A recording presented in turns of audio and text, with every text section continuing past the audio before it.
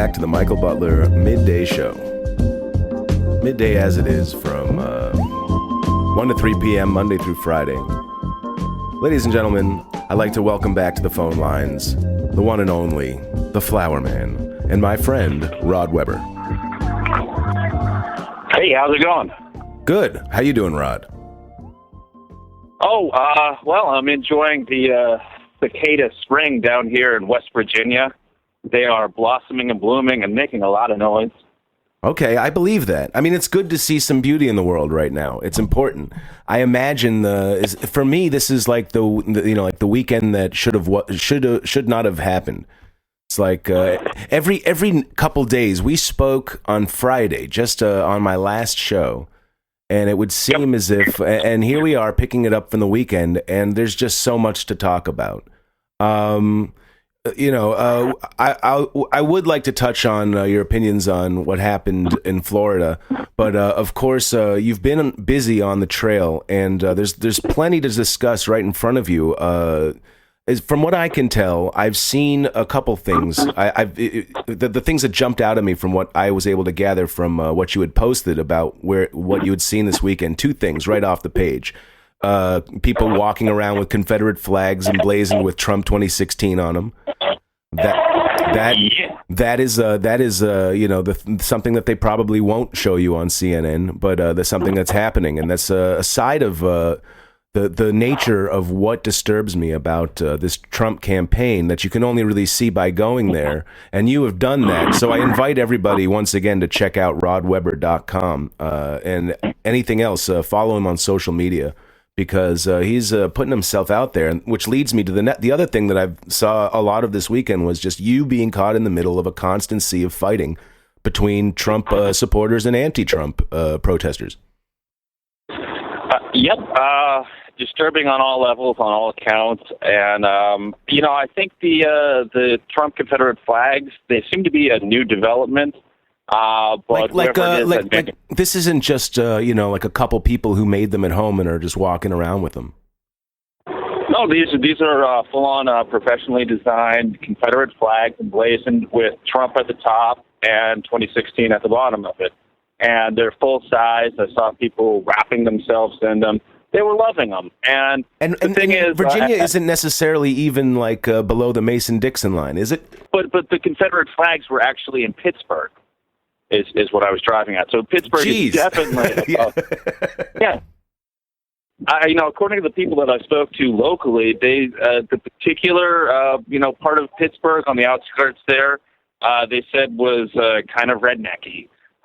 So I don't know if that plays into it, but there was zero protesters there. The whole Confederate flag issue, they say that it's heritage, but I just know that from the people who react and post online, on my videos, that's BS. It's total.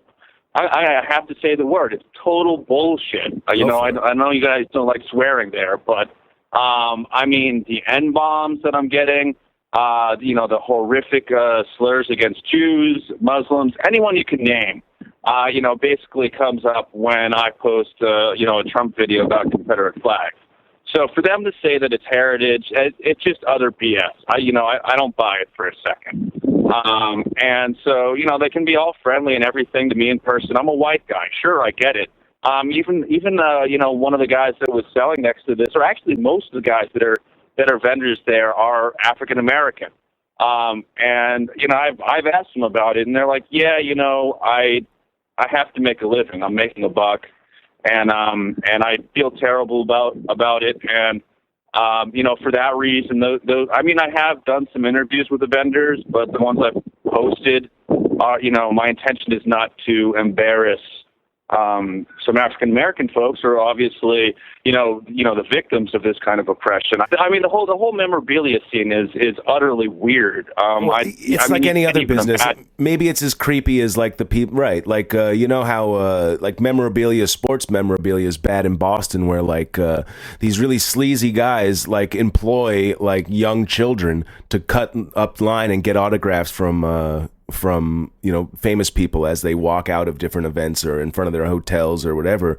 They're all over the place, and they it's really dirty the way they go about it. I mean, that's its own little strange part of the world, but it's like vultures to like something on the plane. It's like when there's opportunity, there are always those who are in the opportunity business who have no problem with scruples. We're scrupulous. Will completely like they're equal opportunity in that way. Which again is not what I'm necessarily saying of all of these folks. I think some of them are just trying to make a living. Right. And again, that's I don't want to get hung up on this point. Right, they might not believe. It's the same thing as Trump. Like he might not believe in the racism. He might not be a racist himself, but just the fact what he's doing is leading to a bigger problem. So like these people might just be marketing flags, not thinking about the consequences. I'm talking about the black guys specifically. I asked him, I'm like, how can you deal with the rhetoric of Trump? And it's just like, I got to make a buck. Right. And that's it. And I've heard him say over and over again, like, it's got to get paid first. It's just. I think those are described by Victor Hugo. The reference is like a Thénardier, like those who descend on like the opportunists. They don't see it. They don't see that what they're doing is bad for like our overall vibe. I want to touch on this with you because I feel like this has become what your mission is out there on the trail. It has evolved from this Rorschach test and the giving them flowers to candidates and then to the crowd. It's like, you're out there with, you had a megaphone, you were letting people speak their mind, but like you are now entirely a moderator and you have a message. And I want you to talk about that a little bit because it's something that a lot of the people on the anti-Trump side aren't understanding. That at these anti-Trump protests, these aren't like like these like we are the 98% protests. These aren't like these aren't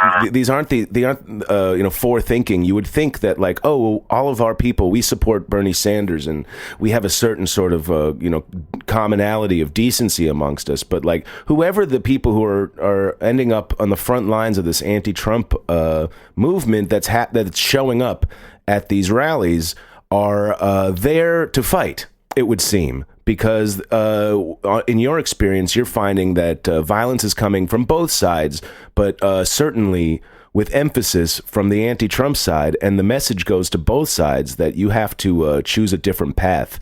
And at every opportunity, we should be sharing that message. So perhaps speak on that a little bit.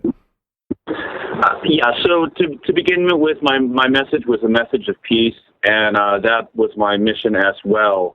As things have transformed, yes, I realized from the beginning it was a Rorschach test, but that underlying theme has always been the same. It's just, I think it's transformed in how I need to behave myself on the campaign trail and in the protests in order to for peace to really exist, even within these, small, factions of society that are popping up around Donald Trump rallies. I get the feeling that Trump announces a show from out of town, like a circus barker, and then you see it pop up online that people are starting to organize. We're calling ourselves, they use the real word, F Trump, Richmond. That's where it was, Richmond, Virginia. And, this particular group of people that you're referring to, and, it's not the full percentage. It's not 100% violent. I would say that it's splintered into two camps. The people like myself, that say, no Trump, no KKK, no fascist USA. That's their chant. Oftentimes they'll chant, love Trump's hate. And I'm all for that. But there's another contingent who are more angry. They're louder. And they'll attack. And they chant. They will not stop with F Trump, F Trump, F Trump, F Trump. They are unrelenting. And this is the militant faction that's splintered off. I don't know if it's 50-50 on the peace side and the militant side, but I know for damn sure that the militant side is louder and they want to make their presence more known. Now, I haven't seen that in every city, but when they do decide to show up, whoa! I mean, look out. And that's when I feel the need to, if I see something going down, I've been physically getting in there again, peacefully with non-resistance, just placing my body in harm's way. If I see punches flying, especially towards a Trump supporter, you better be damn sure that I'm going to be in there, because as much as I vehemently disagree with the rhetoric of Donald Trump, I'll support his right to say whatever dumb things he wants to say, as well as his supporters. Because if we're going to be fighting for anything here, we've got to fight for the human rights of even people that are utterly perplexing to us. If our stand is going to mean anything, free speech is. I can't imagine anything more important. I mean, that's why it's the First Amendment. And I'm really disgusted and disheartened by the behavior of these people who are. They're actively using the word militant. We need to get militant. I'm disgusted by their militant behavior and their calls for becoming militant. And man, if I can, get anything across here, to the people that might want to, that see what's going on and want to be a part of it and try to help, I'd say we need to be out there, and the people that are peaceful need to make a greater presence, right? Visible and be loud, and don't be afraid for that to be considered not peaceful. I think speaking loudly is important. When I arrived there, it was mostly the peaceful people, except for one hateful, homophobic street preacher, and he was doing his the standard kind of Bible rant about if you're gay you're going to go to hell. And I'd arrived there, and this is again in the Richmond rally, and I'd arrived there with a bunch of flowers, and I was just going to peacefully pass them out. And I tried to strike up a conversation with this guy, but he just wasn't having it, and he wanted to shout me down with his loudspeaker.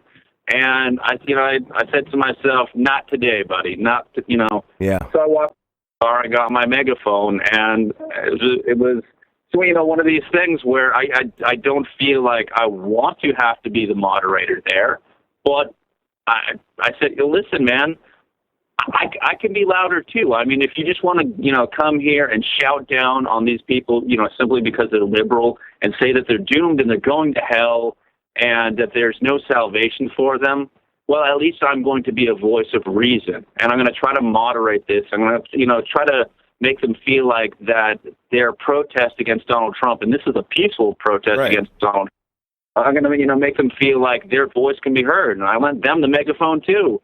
And, ultimately I tried to offer this guy flowers. He called over the police to have me arrested. Of course, I hadn't done anything to warrant being arrested. And so I asked him to hug.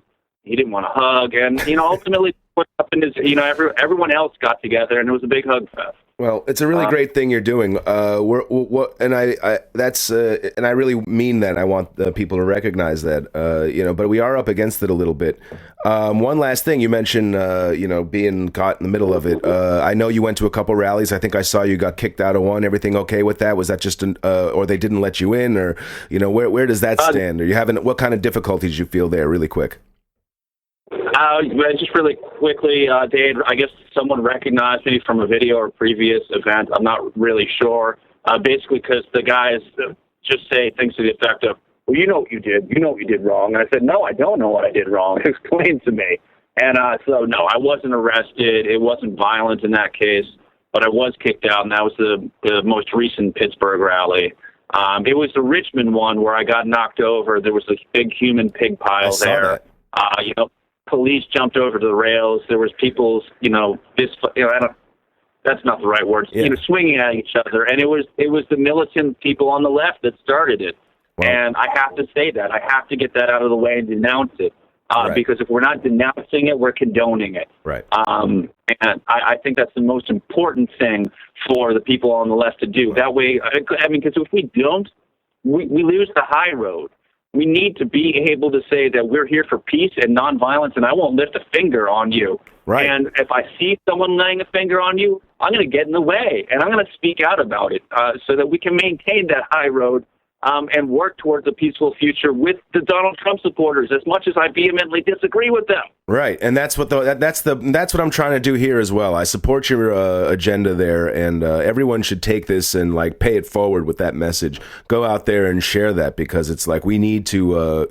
We have to do this the way everyone else has taught us to, which is dignified, peacefully. Rod, thank you once again for what the service you were providing. Not just me, but the people out there, especially getting in the middle of these altercations. It's very dangerous, and it's very brave. And I know that is real. So you are actually doing that. I know you very well. So thank you for being that brave. Oh man, you're too kind. Thanks for having me on. I'm just happy to try to bring the truth and the reality to the world. Because we got to see what's happening for real. If we're going to make any change, we're going to make any progress. All right. So I thank you for that. Great. Thank you so much. Rod Weber, ladies and gentlemen.